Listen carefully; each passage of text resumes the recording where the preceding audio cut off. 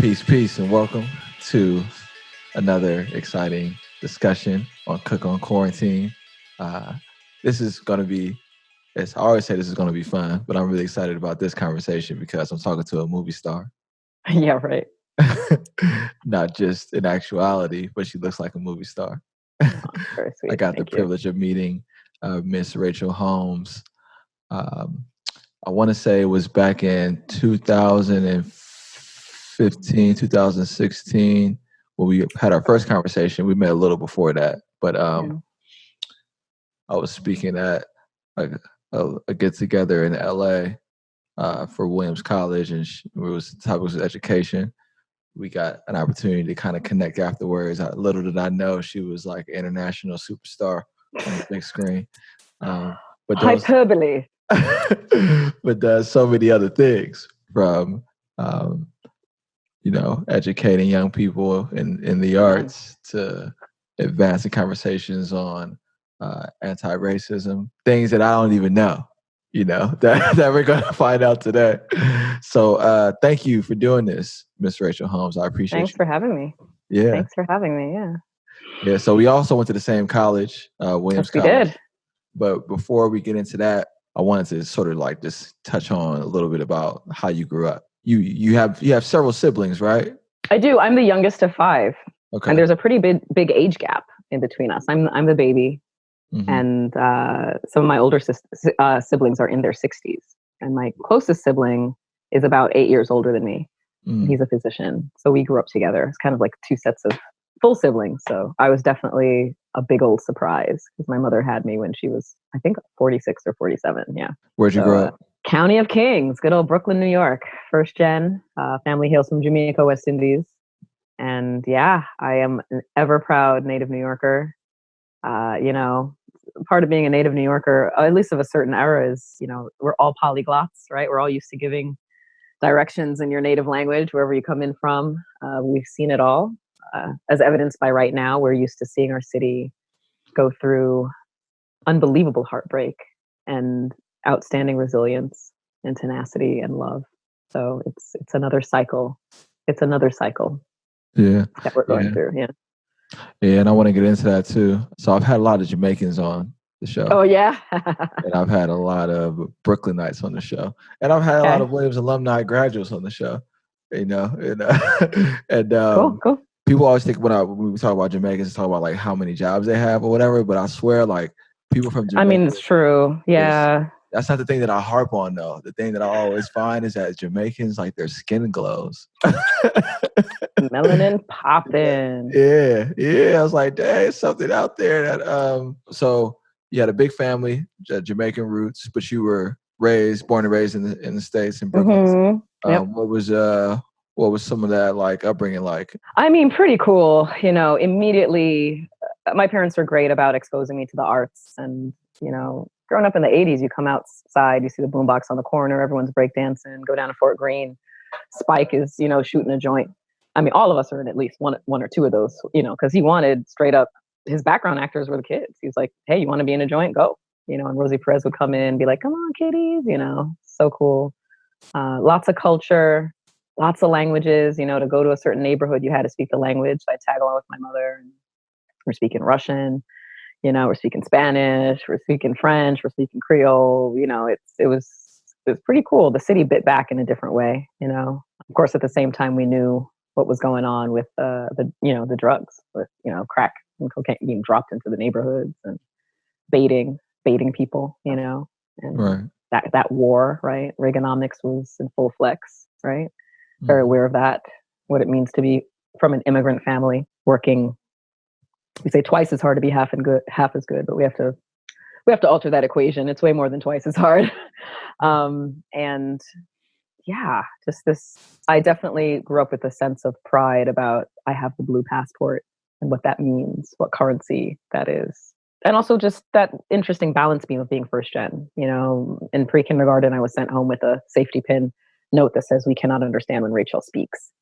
And, oddly, I sounded very Jamaican to my parents, even though I was born here. And they were perplexed by that. So that's the first time that they realized I had a very sticky ear. It was very hard for me not to sound exactly like my parents. And so very quickly, they did what a lot of parents do is, okay, can you switch? Can you sound different? Don't sound like us, sound like them. So that was the first time I got really intrigued and confused by language, because I thought it was very weird for those who were teaching me English to tell me not to sound like them and to sound like people that I spend limited hours with during the day. You want to say any more about that? About just language acquisition in general? More so about don't sound like us, sound like them. And the various places that goes, because with one another common thing that I see with especially Jamaican immigrants is the emphasis on education. Yes. And so, but that was true for your family. Okay, how did that play out? Absolutely, both of my parents were. My father's passed. My mother's still with us, thankfully. Outstanding hard workers, the hardest workers I've ever met. True to form, true to the in living color, one job, you only have one job. I mean, everyone was working a ton. My first professional job was probably when I was like 7 or 8. I started modeling. My mother had me become a kid model. And by the time I was 13, I joined Actors Equity. I was working as a professional actor off Broadway while in middle and high school. So yeah, education is sacrosanct. And a big part of why I became an educator is watching my parents. Honestly, my father was an Olympic boxer for Jamaica and a light heavyweight. And on off nights, he would have a computer science clinic downstairs. So my father became, I guess, a coder, a systems engineer after his boxing days were over. And then he also was a boxing coach. So he ran a professional or a boxing gym outside, in our basement, and then also computer school. So wow. Very early on, I got the bird's eye view. My mother grew up, she was a stenographer, a seamstress, a farmer. I mean, she made all of my older siblings' clothes. She made some of my clothes. There's nothing my mother couldn't do. Like together, there's nothing that they couldn't do. Wow. And it comes at a price, I mean, the cellular trauma is real. You didn't exactly get parenting books. My parents were born in the early 30s. My father told me a very chilling story that checks out, that he met his grandfather when he was a little boy twice. And his grandfather grew up in slavery times, and a lot of people don't realize it wasn't that long ago. My parents mathematically should be my grandparents. So I've always felt a generation closer to the importance of education. And I identify as a citizen artist, a teaching artist. No matter if I'm shooting a show on stage, I'm always back in the classroom. No ego in that game. Just I have to see it because it's still happening. We learned through the 1619 project that I think it's 81% of educators are Caucasian. And that's a problem because of that percentage, very low percent up until recently really knew, or wanted to learn the actual history of this country. So education is everything. It leads you away from ignorance. It literally, duco, ducere, duci, duxit, Latin, like to lead. Literally education is to lead. And I'm obsessed with the comorbidity of segregation in education. I think a lot of people don't realize, if you look through the annals of history, through all the Supreme Court rulings, the back and forth, the Plessy versus Ferguson, the Brown versus Board of Ed, all these things to segregate, separate but equal. No, you got to desegregate. And, the southern part of the country pushed back every time. They did not want it to be equal, and we're still in that. And it's wild. It's a tidal wave. So education is everything. And at this point, I've thought this for a while, but a lot of my schooling happened at home. And as a teacher, in public schools, I have to say it's stunning how many parents, and I understand, but you really should not leave it up to your schools to educate your kids, especially if you're in an oppressed group. The schools were not built for us. If you study your history, it was not built for us. So it is extremely important that we educate our own kids. My brother has 2 kids. I have a sister who has 8 kids. They're all adults now. But at this point, I'm saying, look, if you're in K through 12, your kids should be learning coding. They should learn they should be watching you do taxes. They should be mini entrepreneurs. They should be able to cook their own, this is nothing new. This is something that we knew. This is coming back to the earth that born us, and being self-sufficient. So it's very important. Education is a huge deal. And I love talking to you because I'm obsessed. And this is what I talk about every single day, is how do we find the different portals to education, especially at a time now where some students don't even have Wi-Fi. People don't realize it's a luxury just to have Wi-Fi to be able to be on Google Classroom. and continue your curriculum with your teacher. Not every student has that. Yeah, and you brought up a lot that we can spend a good amount of time on, and you know, this happens to me too with many of the people that I talk to. It's like, dang, like I don't know where to start. But one of the first things I really wanted to say was that like you must have a vicious left hook. Ooh, you know, I'm not a southpaw. I have a really good. I have a really good right cross. Oh, I have a really okay. good right cross. Yeah, and the jab. My father was always like, the jab. You have to have a good jab. The jab is but everything. The jab is everything, and the footwork. I mean, you know, it's unbelievable. You know, my father passed a little while back, and in the last few weeks of his life, I was his primary caregiver. And we would just go on watching all the best fights on YouTube. YouTube is just the best thing ever. And it was great to pull up these fights. And you have to have the footwork, because by round 2, your hands get so heavy. And the minute they drop, you're open, you know, so you have to be able to get out of there. But yeah, there's something about boxing. There's something about solitary sports.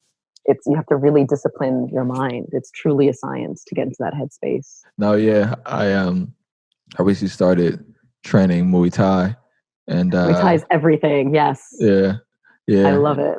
So I didn't grow up with learning any, like, you know, any of the technique behind fighting. Self-defense is so important, and it is. Yes, it is. That we emphasize.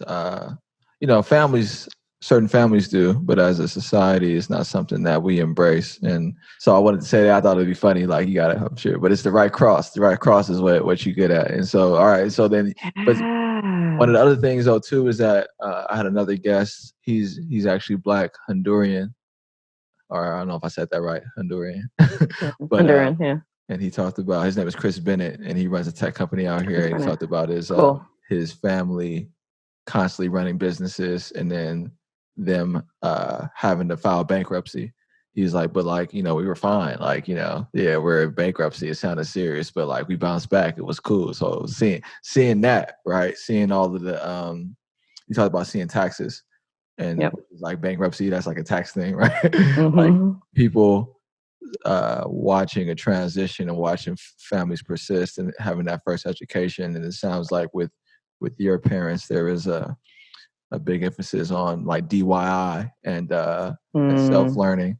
How did you engage with school? Was it like, was your thoughts like, okay, everything I need to know is here? Or was it like, this is only a part of what I need to know? Like, how did that play out for you? I actually had a really hard time in school. My parents were very old school, and, you know, and grew up in a time where they definitely placed me in competitive educational environments, but I was in pretty white schools. Like, it was very often I was the only, you know, Black woman, Black girl. It was really, really hard. And it's been an interesting couple of weeks, because some of my schools, some of the programs that I frequented and survived, I like to say, hit the news for how, you know, people are finally, whether it's anonymously or calling people out specifically, how incredibly entrenched the racism was there. And it feels a bit sacrilegious to not complain, but to speak ill of having the opportunity to go to competitive. You know, I'm in a place where there is a cognitive dissonance, because even at the time I knew that I was suffering. I knew that it was racist. I spoke up about it. You know, this isn't the first year that people have spoken up about, you know, what's going on. But it was that, well, take your education and run with it. Because I did learn diligence. I did learn, you know, how to speak my mind. But those are things I felt that I learned through my parents first. And it was a hard lesson. You know, I look back and I go, man, yeah, I wish I'd gone to a historically Black college. Yeah, I can easily say that. You know, when I think of mental health, when we start talking about mental health, it's a no-brainer that I suffered far too much, you know, and still suffer far too much in a lot of ways, depending on the rooms that I'm in, you know. And I've been on a bit of a listening tour in the past 3 years, especially with my Black women in all industries, you know, advertisements, the arts, education, tons of different industries, where a lot of times those who are giving us the most trouble are on the BIPOC spectrum also.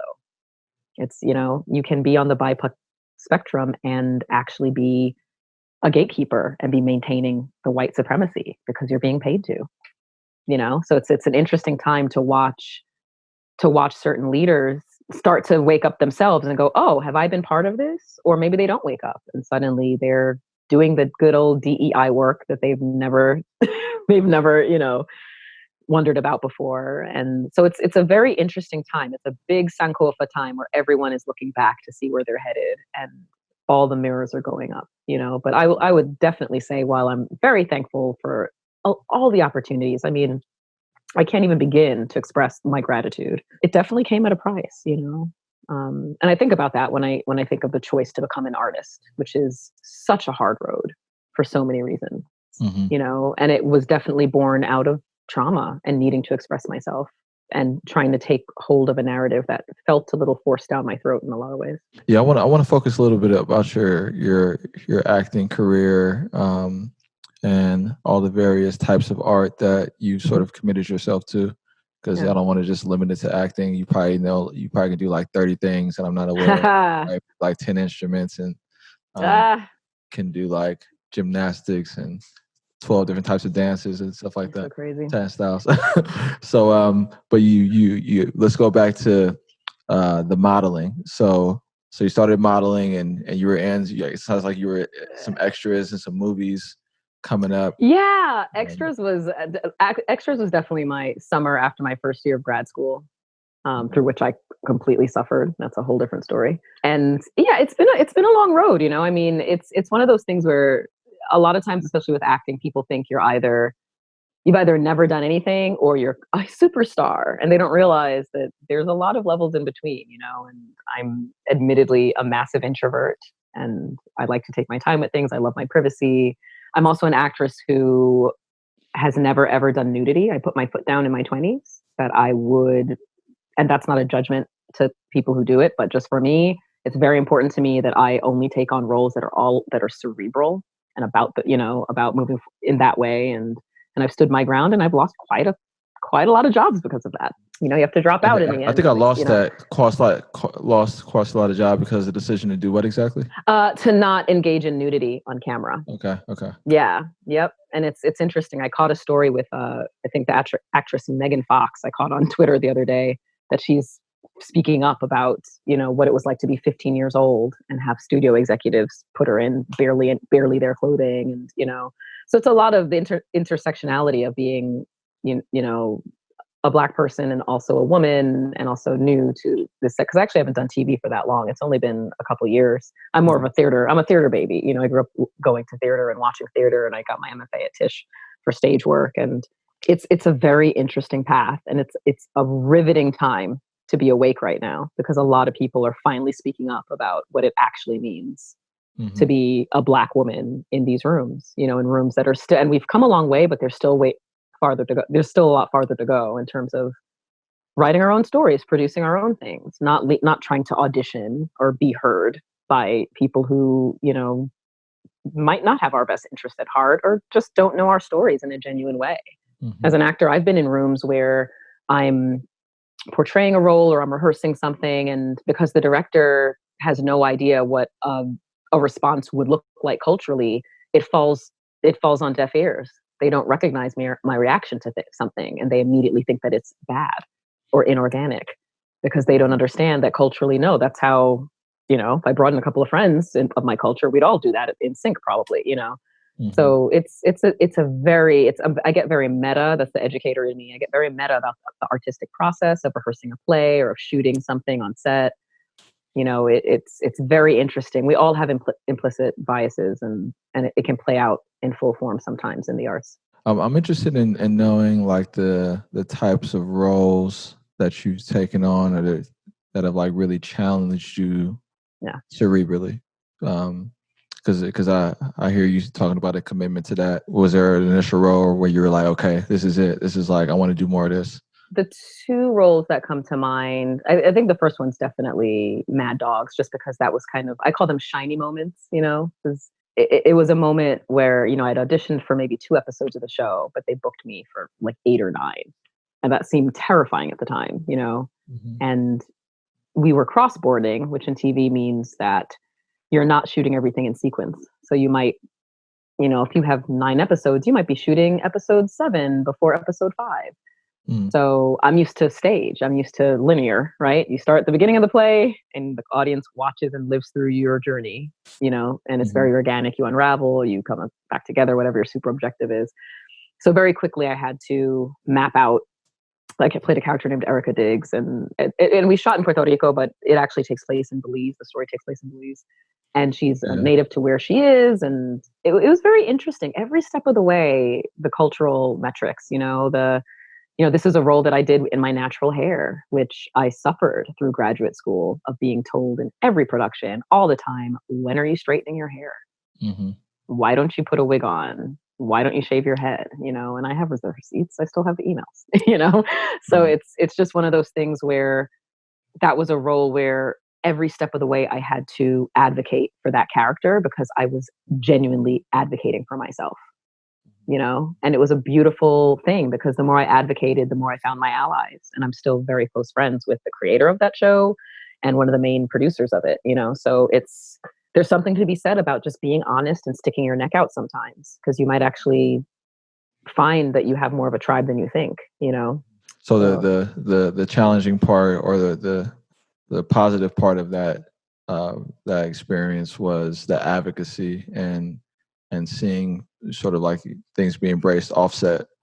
But what was like a role where you got into the type of character and you were like, these are the type of characters I want to portray? Well, that's a great question. I think no matter what role I take on, I make it so. I think that's the beauty of acting is you read a story and it moves you. Either it moves you or it doesn't. And for me, once it moves me, it's all about growing that character within me and trusting my director and seeing that if our visions align, because there's a very special hell when you don't have the same vision as your director, it can be really hard. And that doesn't mean it's wrong or right, but you want it to really gel. You want it to be a true collaboration, working together, right? So I wouldn't say that I have characters that challenge me, like, oh my God, I don't know how to play them. I think it's more, maybe they inhabit worlds that I, Rachael Grace, don't usually inhabit. Like I played a character who was obsessed with having a baby. And that was something that my friends, really teased me about, because I've never been the kind of woman who is obsessed. I'm not like, oh, since I was a little girl, I wanted to have a baby. You know what I mean? So I remember I was just like, oh, that's going to be interesting, to kind of flip into that. Like, how do I flip into just a state of thinking that feels a bit foreign to me, but it's funny. I do this exercise where I run courses at different theaters sometimes, and at Queen's Theater here in Corona in Queens, New York, during the fall, there's a beautiful set of kind of like a practicum on auditioning for actors who have special needs, or physically, mentally challenged. I think we all have challenges, but this is a population of brilliant actors who for far too long have been ignored just because they don't fit into the cookie cutter mold. It's always a masterclass for me. Even though I'm helping to teach it, I'm actually the real student. And I do identify as someone who is chronically ill and has challenges. And there's something about taking a character and just running with it. Like, you imbue it with yourself. And that's the whole thing. You can bring in 10 amazing actors. You're going to get 10 very different versions of that character. But something that I have them do is I have them take the breakdowns of all the characters they've played, like look at your resume and go back to that first time that your management or your reps showed you the audition. Look at that paragraph, look at that breakdown, look at the adjectives, and you book the part. So you know that they thought that you brought it, and it's a beautiful, glorious list. And yeah, it makes me really happy to play roles that are women who are driven by conviction. I love stories with ethical dilemmas, where you could go either way and you have to kind of hold up the mirror to yourself. I love really tight language, linear, muscular language. It's always if the audience gets ahead of you in any way. I do identify as a polyglot, so it is a party if it's multilingual. I love that. I love those tributaries of travel and what it means to humble yourself enough to learn another language or learn a different dialect. So yeah, they're definitely characters where you get to play, you get to do all the nerd idiosyncratic things that you were teased for in school, and you get to bring that to a role, and That feels like just desserts. That feels about right. Yeah. Have you ever? Do you know Marquise Daisy Williams? I don't know. I don't know Marquise personally. No, but I know Okay. the name. Yeah. Yeah. We Yeah. definitely overlap. So yeah. Yeah. Yeah. In so many ways. Same college, same city, same industry. Yeah. Yeah. And I had him on the podcast, and he talked about sort of his journey into being a documentary filmmaker and the types of people he's gotten to work with. One of the reasons I brought that up, because along this line of like characters that challenged you, we started into this long conversation about the movie Belly with Nas and Okay. DMX, and Okay. how that ended up informing like how he was shooting these rap battles, and he was shooting these like hip hop rap battles. Yeah. And he filmed the battle that I'm absolutely obsessed with. I watched it like way more times than I'll admit. I had no idea that he did it though. I found out like on the podcast that he filmed it, and so y'all should definitely connect. I'm sure y'all can vibe out on hella stuff. Y'all should do that. Yeah. Wait, which battle were you talking about that you will not say how many times you've watched? Y'all should talk because y'all, you have a lot of things in common. But where were those films or plays for you that like, or actresses or actors like, or how actors, all actors like, oh man, were inspirational to you? I mean, Lord, there's so many. My father, I watched a lot of films with my father and listened to a lot of music together. And my mother's a beautiful painter and singer. I don't know what came first. I do remember hearing Sarah Vaughan's voice very early on in my childhood, and I thought it was a man. And I went to my mother and I said, "Mommy, who is this man singing?" And she said, "No, man, not a woman. Oh man, it's a woman." And I said, "Boy, I want to sound like that."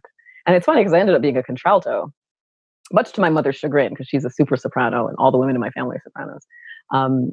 But music was the first foray for me into storytelling. I think a pretty voice is one thing, but a singer who actually moves you and takes you from point A to Z, is truly a miracle. And as for film, well, I'll start. The first theater piece I saw was a Trevor Rowan play as a celebrated Jamaican playwright. And the play is called Smile Orange or Smile Orange. And we saw it in the basement of a church nearby in Brooklyn. And I remember because the lights came up and this beyond comprehension gorgeous Black woman, so dark, so chocolate that her skin reflected, like it was like a reflective surface. She was the one who would pick up the phone in the lobby, and it was called Mocha Beach Hotel. So she'd pick up the phone and go, "Mocha Beach Hotel, good afternoon," and then she'd be very formal, kind of standard Jamaican, and then she'd switch, the phone line, literally switch the line and go, "Well, go on, Maisie," and just step right into the patois. And I just remember it was a magic show watching her flip back and forth from, kind of Jamaican patois to standard Jamaican, more, and it was a magic show. And I remember I wanted to go back, and my dad took me back the next week and they were gone because it was a traveling troupe. And, they struck, they closed, the show closed. And like with every theater piece, you take off every prop, you mop, and it's as if it was never there. And I was just like, wow. And after that, I really got into film with my father. I mean, we mowed down everything like Al Pacino, Ruby Dee. We also watched a tremendous amount of fights, of boxing. So I start to see storytelling in very different ways. There's something, you kind of develop a muscle of watching a fighter go into different rings, right, with different fighters and see how they move. And I remember one day, this is obviously in the 80s, my father came home with saying, "Man, you have to see this boy, Nezzy." That's my mother. He's like, "You have to see this boy." And he was talking about Iron Mike. He was down at Golden Gloves and got to watch Iron Mike before he kind of blew up, So for me, it's kind of like a mishmash of what came first, like what films did I watch, My dad definitely showed me films I should not have seen way too early. Yes, I saw Scarface at age 4. Probably not a good idea, but I respect the craft, and yeah, we'd actually watch anything. My father would genuinely watch anything. There was nothing that nothing was too lowbrow, or he wasn't a snob about it. He was like, a good story is a good story is a good story. So, and I respect that, because I saw a lot of different acting techniques and styles because of that. Well, also being from Brooklyn, you mentioned Spike Lee. He's sort of the epitome around like doing it yourself, all Black cast, iconic films, like culture, these shifting pieces that like we felt like we were captured and our story was told, and like Spike Lee means something, and so like and you sort of mentioned this emphasis on wanting to see more of that, right? How are you looking at your role in evolving, pushing that forward, creating that? Really simple: writing. One thing that the past few, these months have been very long years, right? So one of the things that these past few months has afforded me is some sense of stillness, not jumping on planes all the time, not running around. I'm just personally still exhausted from having lost a parent a little while back. And, I feel like I felt like my soul was tired and I put it to bed and kept running, and now I'm back and I'm like, oh, here I am, so it can be tricky. I think there are artists who book work, there are book jobs, there are artists who make jobs, and some who do both, of course. And I'm definitely in a place now where a lot of the stories I've written but not shared, I'm starting to share them, and I also sing and I'm starting to share a lot of my music. And it's a really gratifying thing. It's really important to be able to do the stories that make you sit up a little bit taller. Because I think if you speak to artists of a certain generation, there was a lot of forcing. I've lost work because I wouldn't perm my hair, or, and that blows my mind because I'm not that old, but the world was actually pretty different just 10 years ago. That's like, just 10 years ago, it was very different. Just 15 years ago, it was very different. And I think that's something that technology has really helped, and that's why I love it, because now you can produce your own things and put your thing up and get supporters online. You don't have all these gatekeepers, these who subscribe to these arcane rules of beauty and truth and what proper storytelling is and how a culture should be perceived or portrayed or mentioned or not mentioned. So I think it really is all in our hands, and we have to run with it in every way. And I feel that way for education as well. And, to me, art and education are, and science. Like I've never I get the, arts and science, right, left brain. I think it is what it is. There are myriad intelligences. I've been teaching for well over 15 years, and I have never seen two students who think exactly alike. And that's from working with K through 12. That's working through entrepreneurs and startups and SF. That's working with the incarcerated. That's working anywhere, So I think gone are the days, hopefully, of this idea that you have to fit into a certain box to succeed. And we're starting to see that. It's interesting, this COVID. It's an awful thing, and something that we often have to do, especially for our culture, is we have to fight for those silver linings, of what these things bring. And I know that the only reason we are where we are I took a walk today, and in every window is Black Lives Matter, watching people of all races say this, stunning thing that just a few years ago, they're almost labeled a terrorist cell. I remember when I was in LA, I got to meet Angela Davis, and there was this moment, I was in tears when I realized I was going to meet her, but there's also this element of danger, because we weren't supported. And, and I think it's very important to realize that had the world not watched those murders in triplicate, we would not be where we are. Had people not been sheltering in place and forced to just watch the screens and see Ahmaud Arbery's murder, see Breonna Taylor's murder, we probably wouldn't be where we are, because everyone would be distracted by their lives, because we're used to that. We're used to not getting out of bed when one of ours is killed. We're still expected to go to work that day, though. You mentioned the same with the arts and education and science, and what I take from that, and what I also believe, is that the values drive the work, that the values show up no matter what the push is. And part of the reason for this platform was not seeing enough of the emphasis on Black excellence, or people that are a craft, or people that are trying to improve themselves. And I talk to people from all different walks of life, but please believe, like, this is about elevating stories that can inspire people. And what movies do, it's a trip how whenever something happens, not whenever, but several times when something happens, people reference a movie to help understand what's going on, like The Matrix, right? Or when COVID started, it talked about some outbreak, some movie depicted it happening. And so our references are like fiction, you know, like people are looking to fiction to help understand the world or whatever. Yeah. And even with Do the Right Thing, brutality. Put some black people on the wall. You know what I'm saying? like in the 80s, right? So it's a trip how so when I wanted to do this podcast, which is in some ways it's like entertainment. It's like, you know, they're real people talking about their real lives. Yeah. But I know that people's stories can do as much for others as like a system. Spike Lee has inspired more black people than our public schools, right? I can say something like Charge like that, or Will Smith, or Oprah, like whoever it is, you know, or Barack, right? Yeah, so, LeBron. Man. We create these archetypes and then we stretch and try to emulate, model ourselves, our parents, or whatever.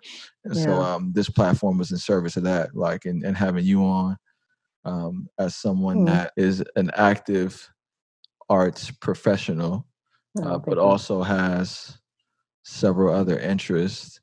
But there's also this work that you do around anti-racist workplaces and diversity and inclusion work. Like let's sort of, how did you get into that, and what does that work look like now? Yeah. So I got into this several years ago. I was living in Los Angeles, and, you know, it was definitely a dead period in between, you know, between gigs, you know. I'd moved to LA and booked a show. I kept having to leave Los Angeles to shoot things, which was ironic. So I never got a chance to really settle into LA. And one of my nearest and dearest, who's also a Williams alum, actually, was doing an accelerator up in SF, and knew that all along the way I've been coaching friends forever in anything. Like, I will coach you for an interview. I'll coach you to, you know, give a quarterly report, you know, in front of your staff. I'll coach, you know, public speaking is something that I really enjoy. My father was a Toastmaster. There is a comfort about tribe, about being able to stand up in front of people and be comfortable. And I ended up getting called in to help a few entrepreneurs who were having dialect issues just because they're from different countries. And before I knew it, I got called in by Marvin Liao, who was one of the ex-partners of 500 Startups. And he basically brought me on to start training their batches, which is anywhere from, it depends on the year, but 25 to 30 companies. They've scaled down quite a bit now, but it was amazing. You know, I was living in LA, so it's a short flight, right, up to SF. And I take the train down to Mountain View, and it was really great. I'd prepare companies from all over the world to do demo days and pitch their ideas. Kind of like Shark Tank, if you've seen Shark Tank. Either 2-minute pitches I've heard or longer. Of it. I don't have a TV, but I know. Oh, okay. Yeah. Oh, good. Yeah. So it was really a wonderful way to flex my coaching muscles, to coach people from all over the world, and to really get insight on how technology is pushing the world forward. And as an artist, I do believe artists keep the pulse on civilization. I think that's why when something cataclysmic happens, we suddenly come up with the movie, the montage that already saw it coming. You know, I do think that the arts, the whole history, you know, since time immemorial, the arts have been a way to warn our future generations of what's to come, and also pay homage to things that are behind us. That's why one of the first things that happened, you know, through slavery was breaking our language and breaking our ability to tell our stories and play our drums and have our rhythms, breaking us out of our natural rhythms. Those were deliberate acts to kill a culture, you know? So yeah, it was an amazing time of shooting something and then going back up to SF and working, you know.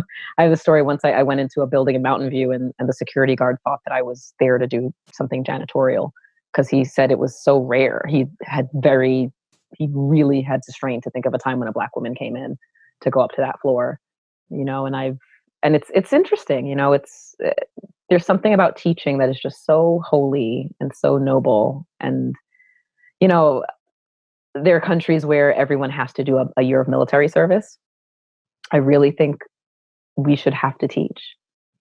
I think we should have to teach. There should be a year of some kind, obviously screening, right? Making sure the person's able to do it and safe for everyone. But It is really important that we teach our kids, especially given the history of education in this country. You know, if you do your homework, you realize, or do your homework, as I like to say, you realize that the public school system wasn't set up for us.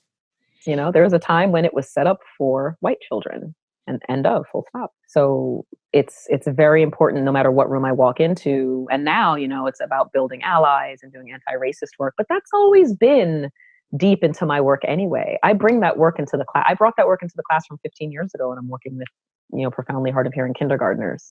You know, when I go into a classroom, or a room with entrepreneurs, it's storytelling, honoring prior knowledge, assuming positive intent.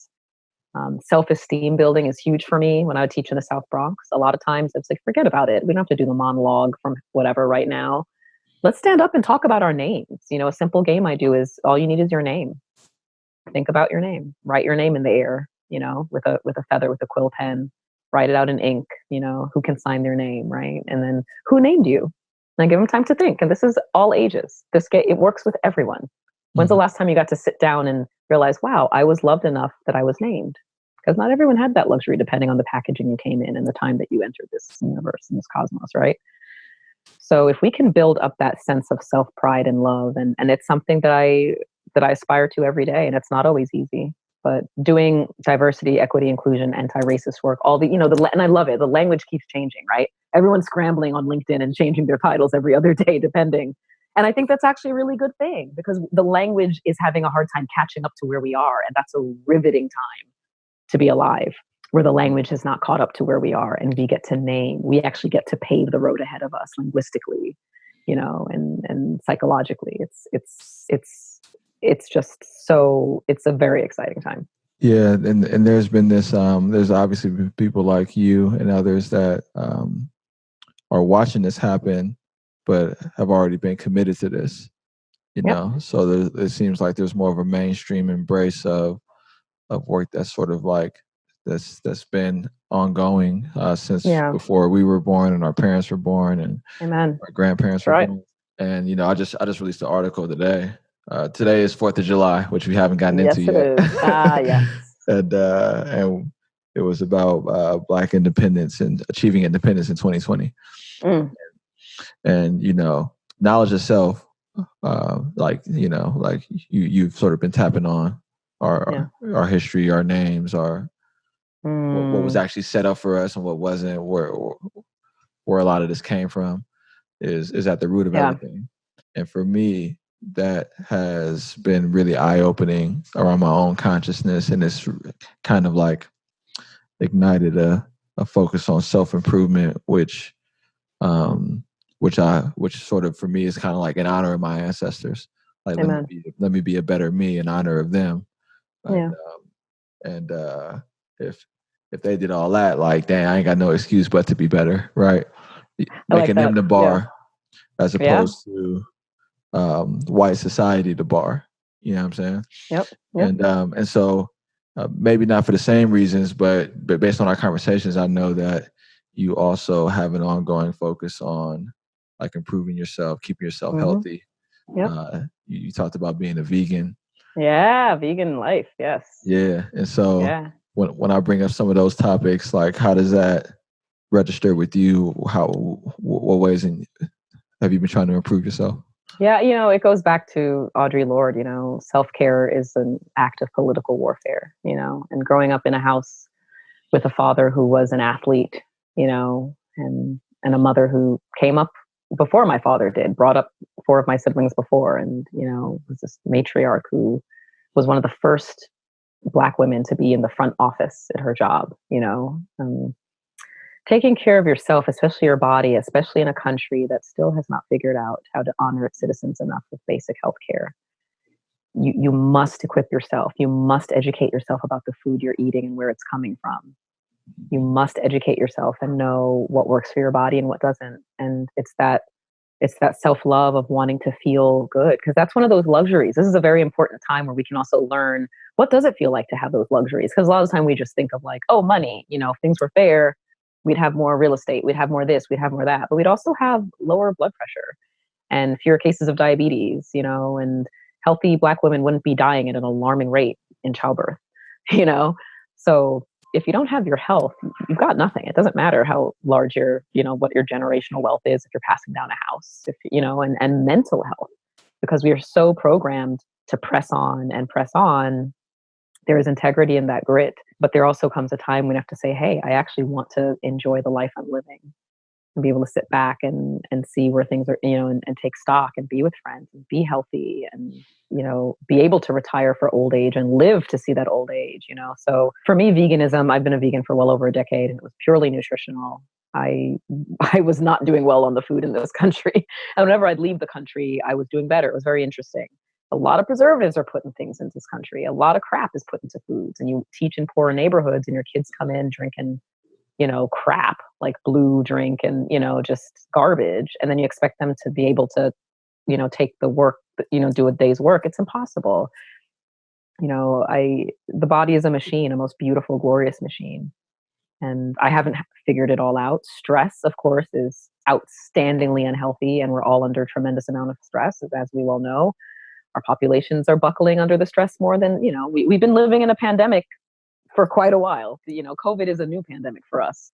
So it's really important that things like cooking your own food, and I know it's easier said than done. These aren't easy fixes, but the quicker we can, weave that into our children wanting to cook more, because that does equal saving money. And that also means knowing where your food's coming from and supporting Black businesses, supporting Black kitchens, cooking yourself, showing a friend how simple it can be, that you can be there for a friend when they're sick. Love comes in so many different forms. And when you start to put that love into your own body, and not in a narcissistic way, not in a hubristic way, just in I'm here and I want to be here and I like being here, it really does open all these doors. And that's why I love your podcast, because you say it, you hit it on the head. If you can, take control of that Monday, right? If you can take control of that Monday, take control of that week, take control of that year. That's how I see nutrition as well. Yeah. Thanks for bringing up the show opening. Right on. I appreciate the love. So we didn't get. So you went to Williams, and then you went to grad school? Where'd you go to grad school? I did. I went to NYU right after graduating. I went to Tisch School of the Arts for my Master of Fine Arts in Acting, and it's a 3-year program. Yeah. What does the rest of the year look like for Rachael Holmes? Oh my goodness. Hopefully a lot more sleep. Being isolated is always hard on everyone, but especially if you are introverted or, already dealing with things, that can be a real blow. So I definitely have a list of people I would love to genuinely give a hug to at some point this year. I'm genuinely sick to my stomach that we are currently banned from traveling to places where, I lived in Paris for quite a while. I lived in different, have loved ones all over the world. It's a really hard time to actually wonder if you'll ever see your loved ones again. And people are dying alone. And the sad truth is, people have been doing that for a long time. It's just the magnifying glass is way up. We're now seeing a lot of what other cultures have been seeing for decades and decades and decades. And it's sad, but for me, I definitely am writing a lot more. The rest of the summer, I want to be writing, recording. And so hopefully by the fall, I'll be sharing a bit more. I did a set in West Hollywood a few years back when I was in LA, and they've been so gracious, and they've been begging me to come back and work with them again. And I just haven't been West Coast for a while. And now that there's COVID, all of their sets are virtual. So I actually can, get a set going. It's these weird these weird silver linings that are, it feels horrible to say that anything good can come out, but we do have a movement happening. I do have, non-BIPOC friends calling me on the daily about how they can help and what they can learn. And they're understanding that it's not my job to, educate them every step of the way. And they're taking the initiative, and they're still checking in. And, so it's one of those things where I have no idea how this year is going to go, but I like to take different parts of different religions. And so there's a big part, meditation is a big part of my life from the Buddhist faith. And my meditation game has got to get stronger, and I'm building tribe. I'm building tribe because we're in a war. We have been for a while, and you lose friends, you gain friends, you lose tribe, you gain tribe. But I think the tribe that I'm looking to build is looking pretty hot, and we're all over the world, and we're multilingual, And I'm a ground floor millennial younger, big up. We're not settling for things that were handed to us broken. We're here, we're strong, so I feel very empowered about the future. I'm actually really excited about how many kids will be able to vote by the time this election comes around, and the educating, the coding. I'm just, and that's why I love looking at social media. It's great to watch younger people just doing it, just not no mother may I. We're already getting hip to the fact this was never a meritocracy, so I just love it. Like, you have Wi-Fi, go. You know to write, do it. You want to love, do your go, Mm-hmm. and I'm very amped about that. I get very excited. So this year I hope to, and it's Tribe. So it's, watching amazing artists who, because of the white supremacist system, have never done an off-Broadway show, have never done, they're not considered, there's this awful thing about regional theater. They call it invisible theater. And it's just so rude, and some of the most amazing artists in the world have spent decades just traveling the country, bringing their craft to different places. And I'm a native New Yorker, so I get, but it's like, it's called the Great White Way for a reason, So it's, I'm very interested in watching these walls coming down and just seeing different cultures come up in these beautiful shows that just show you, hey, we're here. We've been here. Not only have we been here, we have the corner of all the stories. We know how to do them. Even in this country, like, oh, you speak a bunch of languages. That's not impressive. Go to Africa, man. My friends are trilingual in one. That's nothing. That's how it is, So it's one of those things where I'm just excited to see exponentially how much growth there is. Honestly, no matter what happens. Am I scared? Yes. Because, I did study, I got a degree in political science at Williams. I was a contract major. I fled to Paris after 9/11. And I studied genocide. I studied genocide, ethnic conflict, how to weaponize race and gender parity within governments. So, a lot of stuff that I know. How do you foresee a pandemic? But, I did have friends in China. By December, I knew that there was a virus. And I said, well, if it's in Beijing, it's probably at JFK, because that's a really highly frequented, flight schedule. So, but all we can do is keep moving forward. That's why we're here. If we didn't keep moving forward, you and I wouldn't be speaking here today. So we don't have a choice. So might as well eat healthy and meditate and get some good art in and keep doing the good work and, educating. Yeah, I told myself, I had this like mantra around things to put up, and I kept telling myself, like, write a book, build a home. Write a book, build a home. Oh yeah, yeah. But I want to make a movie. Okay, all right. And I want to star in it. Okay. And then you'll star in it with me. Bet. Hey, let's do it, man. Let's start. We'll move the people the way that we were moved. Yes. Growing up. Yes. This is Rachael Holmes. Yay. She was gracious enough to share her story, her insights, her career, her hopes, her criticisms, and her values with the good listeners of Cook on Quarantine. How can people stay connected to you? What's the best way to get a hold of you? On Insta, I am at Attagirlrach. So it's ATTAGIRLRACH. I'm also at Attagirlrach on Twitter.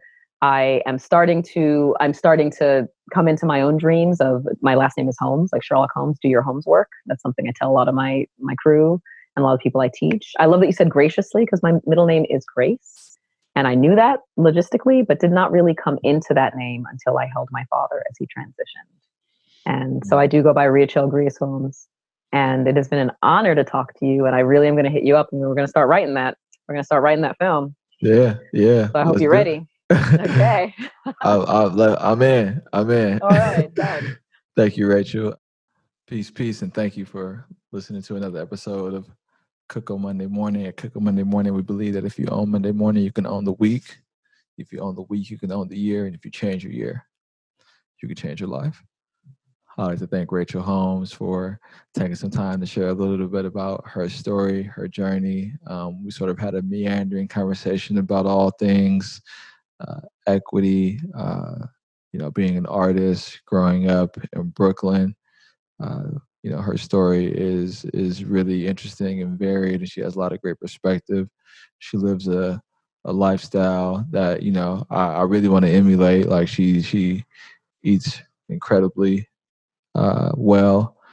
She lives well, and she's good people. So I appreciate her coming on and sharing her story. You all can see if you're looking on YouTube, I'm representing the marathon today. Bought some merchandise from the marathon store, which was founded by the late great Nipsey Hussle. His message of inspiration and ownership is one that I definitely align with. I think we were part of the same tribe. Many of you know I started my company, the Luther Harris Holding Company, named after my great grandfather, Luther Harris, who came to San Francisco with a sixth grade education, built a career and a life for him and his family. And he represents a legacy of doing for yourself, building yourself, improving your community, not making any excuses. This is his dictionary behind me. You can see that if you're on YouTube. And, the primary focus of my business is strategic advising. I work with a number of companies and nonprofits, helping them meet their strategic objectives. If you're interested in talking more about that, I'll be happy to. You can reach out to me at info@SteveonCook. This brand that we're building, Cook on Monday Morning, is owned by the Luther Harris Holding Company. And as many of you know, since the pandemic started, I've increased the number of interviews that I've done. So we went from just Monday morning to doing it 3 times a week. We called it Cook on Quarantine because we didn't want to be limited by the amount of days a week, but the cadence of 3 times a week is sort of what we've been doing as of late. I'd like to thank David Topete, who's done all of the editing and post-production for the podcast. I appreciate you, sir. David is incredibly talented. Everyone that is impressed by the video portion that we do is impressed because of David. So thank you, David. I also like to thank Fernando and Cico Marquez. Whenever I write a blog or put out a newsletter, all the copy editing is done by Nando. So thank you, Nando. I appreciate you. I'd like to thank everyone that has been a devoted and supportive listener of the podcast. Thank you. Please be sure to like, subscribe, share the work that we're doing here. It's been a slow build. It's been a slow grind. We've sort of built this really awesome group of early adopters that believe in this message of ownership, that believe in elevating people that are about substance and building. Substance isn't a topic that gets incredible attention. Sort of lowbrow stuff gets incredible attention. And so we know we are building something that's not for everybody. It's just the goal here. It's not to be the biggest podcast in the world. It's to be to represent greatness. And so the people that I invited on the podcast represent that. Rachel represents that. The people that listen represent that. And if you want to help grow this community, the best thing to do is just share it with a friend. Somebody might be interested in Rachel's story, or one of the many other people that we've had on. Share it with a friend. Tell them to subscribe. It really helps and goes a long way. If you want to do something else that's really tangible, you can obviously start to purchase the merchandise that is going to be soon available on the podcast. You can be the first to see it and get it by subscribing to my newsletter, steveoncook.com. You'll also be able to see a bunch of past blogs that I've written. Be sure to be the first to get the merchandise when it's released. There's going to be a number of great items. I'm really excited about them. It's great for people that just want to represent this mindset also, this idea of like ownership and building yourself and owning the day. And so that's what this show represents. And you can identify with that by purchasing some of the merchandise that we've created, just like I did for the late great Nipsey Hussle, because I represent the marathon also. The marathon continues. One other way you can support the podcast is before you do any of your Amazon shopping, go to steveoncook.com, go to the books page, click through any of the books, and then proceed to do your Amazon shopping. You don't have to buy any of the books. Obviously, if you do, that'd be great. Just for your own benefit, if any of them interest you, you should purchase them. But if you just click through the link and go on to do your Amazon shopping, a small kickback will come to the company, which will allow me to cover the cost of the show. Merchandise, doing that, like the show all sort of comes out of my pocket now. We don't do any donations. We don't do any Patreon stuff. So it's all viewer supported. That keeps us independent. It keeps me, continuing to say and do and just be honest and elevate good stories. So those are a few tangible ways to support the podcast. This podcast was started based on a legacy of my great grandfather and this desire to showcase and promote love for the people of San Francisco, the people that keep our city running, the people that keep our streets safe, are saving lives, folks like our firefighters, police officers, MTA workers, our school teachers, all of our educators, our school lunch workers, our custodians, our social workers, the people that clean our streets, the people that are building companies in our city. This podcast is for you. It's for all of you. And it's for those gig workers, the folks that are delivering food, picking up people and getting them to where they got to go during the rideshare work, exposing themselves to this vicious pandemic. This podcast is also for you. I want to do something nice for all the single mothers that are in our community. If you know about a single mother that can use a night out, that needs that I can, pay for dinner and pay for her childcare for a night for her to go out to her and her friends, her and her friend, send me an email about her. You just email me info@StevonCook. And, I'm looking to do this, like I mentioned in past outtakes, about once or twice a month. There are people sacrificing, trying to raise children, take care of them. And, that's a lot of work. And I just want them to know that they're appreciated, they're loved.